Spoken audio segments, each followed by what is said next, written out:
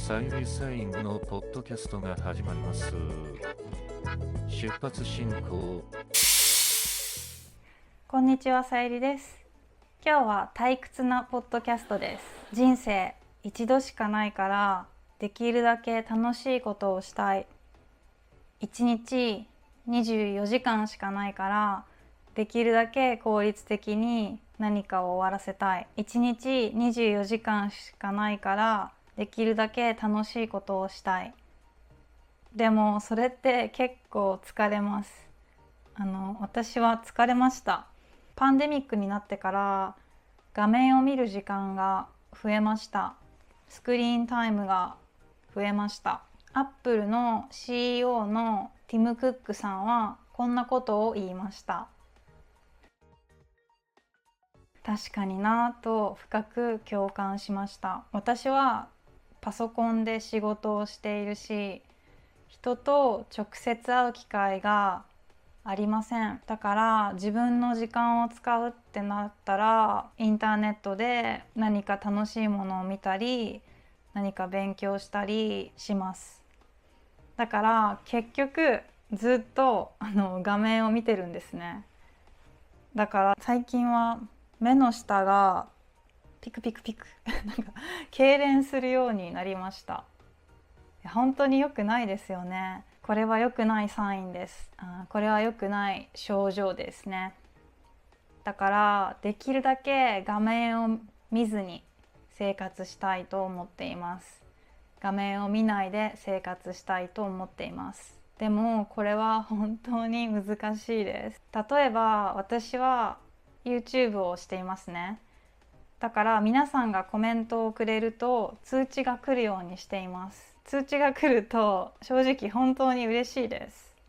だから通知が来てない時も結構見ちゃうんですよね例えば登録者増えてないかなとか、いいね増えてないかな、コメントないかなとか、通知が来てない時でも気になるようになってしまっています。ドーパミンが出ると思います。出ていると思います。だからそれを続けると依存してしまうんですね。コカインや砂糖と同じです。依存性が高いです。頻繁に携帯スマホを見るようになって、なんかそれが原因でメンタルが疲れていることに気がつきました。なんかいつもその画面をしょっちゅう画面を何度も見るのは良くないと分かっていても見てしまうんですよね。今は TikTok とか YouTube とかに短い時間でも面白い動画がたくさんあります。簡単に面白いものを見ることができます。それ自体は素晴らしいことなんですけど、最近自分にとって良くないなって思うようになりました。ずっと見ちゃうんですよねメンタルだけじゃなくて自分の脳に良くないと思います。私は科学者じゃないんではっきりしたことは言えないんですけど、ソーシャルメディア SNS ですねを頻繁に見ていると脳内のドーパミンがたくさん出て、もっと見たい、もっと刺激的なものが見たいと思うようになります。そうなると脳はずっと忙しく動いている状態ですね。本当に疲れます。そして何かに集中したい場合、長期で難しいプロジェクトに挑戦する場合、その時に我慢強さとか忍耐力がなくなってしまうような気がします。皆さんもそんな経験ありませんか？いつも何か短期の短い期間の中に刺激を求めていませんか？これから私たちのメンタルに必要なのは退屈に耐える能力だと思います。多分、きっと昔の人はそれを持ってましたね。長い時間長い距離を歩いていたと思うし、何日も船に乗らなきゃいけなかった。お米とか野菜とか育てている場合はずっと待たなきゃいけなかったし、狩りもね、獲物が来るのを待って捕まえなきゃいけないですね。だから今は世界が豊かになったから、そういうことをしなくてよくなりました。だから面白いこととか楽しいことを求めるのは当然のことだと思います。当たり前のことだと思います。でも忘れたくないのは、退屈なことは悪いことじゃないということです。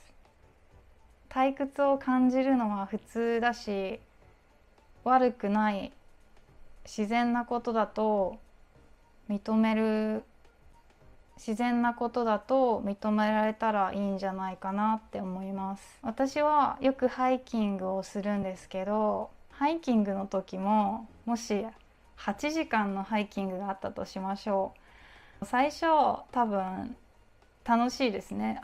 なんか森に来たとか、木が綺麗だなとか思ってて、でも多分3時間ぐらいしたら疲れたとかチョコレート食べたいとか、水飲みたいとか、暑いとか、虫が嫌とかいろいろ退屈を感じると思います。家に帰ってネットフリックス見たいとか思うと思います。